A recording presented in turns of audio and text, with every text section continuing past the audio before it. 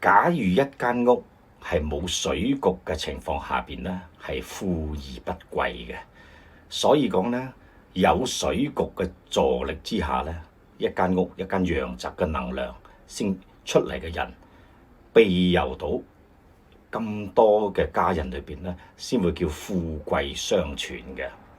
所以水局嚟講，喺陽宅好，甚至乎係陰宅一樣嘅嚇，非常重要，非常重要。所以咧，我哋再延伸下嚇，一間屋裏邊，你周圍嘅地方其實有冇地方可以佈水局啦？可以揾個幫你睇睇。仲有咧，喂，隔離屋嘅泳池會唔會對自己嘅屋、對自己呢間屋裏邊有影響咧？好啦，呢個話題我哋留俾下一期，隨時預約喎。拜拜。